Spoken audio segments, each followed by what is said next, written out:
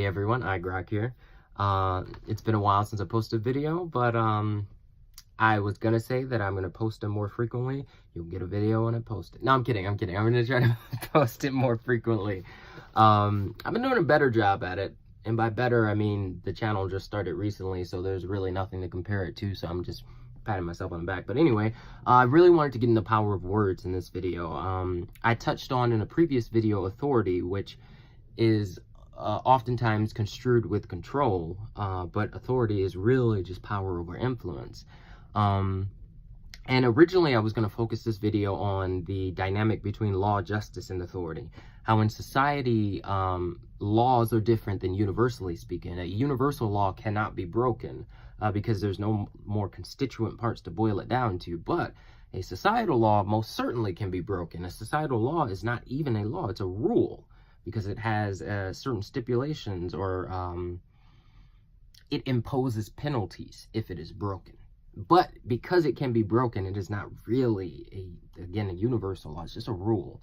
And then the person or the phenomenon that governs the imposition of penalties, that's justice, which we look at as just behavior or treatment. But we could also look at it as the authority in maintaining the administration of a law. And then, again, here comes authority, because the one who has authority over dishing out justice, that's the person who has power over influence, not necessarily control. But, again, I got into that. I tried to go over that really quickly because something else occurred to me. Something else was manifested within my being, so to speak. And that was a distinction between manifest and to realize. Now, in my experience, a lot of spiritual leaders talk about manifesting your reality, or manifesting your destiny, or manifest what it is you truly desire. And in my experience, they have been using the wrong word, for lack of better words. You can do this yourself. You can look up the definition of manifest versus realize. To manifest something, and it seems like the understanding has kind of crossed with the definition. What we understood as to manifest is what it really means to realize. What we've understood as to realize is what it really means to manifest. And that's interesting, and I don't really know why those two things flip. But I'll explain it further. To manifest something is to make it clear to one's mind. And again, we associate manifesting something with bringing something to existence that is not in existence. But again, look up the definition. To manifest, now there is, in a sense of paranormal, ghost to make to appear. If a ghost manifested itself, it appeared. But again, that is still making it clear to your mind. It's not to say that the ghost wasn't there. It's just that now the ghost's presence is known. But then again, with realize, we associate realize commonly. If I realized something, I made something clear, something became clear to my mind. But in reality, interesting word to choose there. But when something is realized, it is giving physical form. It is given physical existence. To realize is to make real, which honestly seems obvious now. When you say the word, to realize is to make real. But that's a very interesting dynamic when you go and talk about things that you're manifesting with your being, or things that you're trying to realize as far as your life. If you have the wrong definition, then in your spirit, you're not going to be able to realize, or even manifest in some cases, the things that are true to your desires. And that's another thing, intentions versus wishes versus desires. But I don't even think I have to get into that.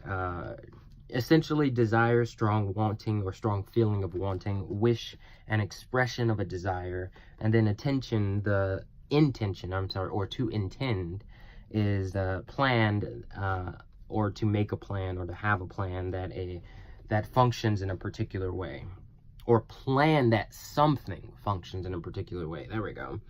And I guess I really wanted to bring this up because when it comes to manifestations, our desires manifest always. Always. And what I mean by that is that the strong feelings of wanting, those things always eventually come to mind, but never not to be. In the sense that if you have the desire, it will be manifested in one way or another eventually. That's just by nature of being. But realizations are not necessarily the same, because realizations rely on your intention. Now, it's not to say that if I intend to do something that the only way to realize it is to intend to do it, because you can unintentionally realize things. But to realize something is not quite the same as to manifest, because to realize does not necessarily, realizations are not always, they do not occur always in all ways. And when I say that, I mean always, A-L-W-A-Y-S, and then A-L-L-W-A-Y-S. So realizations do not realizations do not occur always, nor do they occur in all ways, because a realization is strongly dependent on your intention. So what it is that is manifested in your spirit that is allowing this realization to take place. And again, that comes from your wishes and your desires, because oftentimes, let's say when we make a wish or when we have a desire, we often associate with, we don't pay attention to what it is that is within our being. So I could, for instance, I could have a desire to be rich and married to a beautiful woman, or have a whole slew of beautiful women, or whatever it may be. But if within my being, I fear that I will never be able to accomplish that, then the desire matters not. Though I have manifested the desire within my being, the thing that is realized is the fear that I am projecting outwards. So I am projecting energy that is directly opposed to the thing that I want to realize.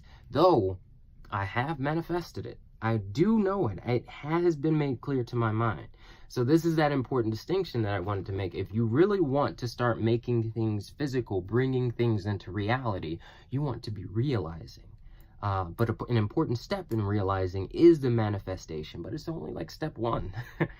But yeah, that's all I got here. That's why I wanted to get into the power of words, because essentially what you project, this is a hermetic principle, as above, so below. What you project out into the world is going to have a direct influence on what you get back.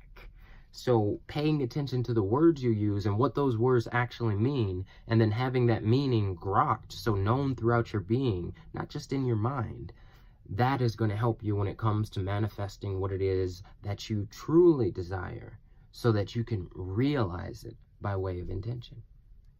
That's all I got here. iGrok, signing out.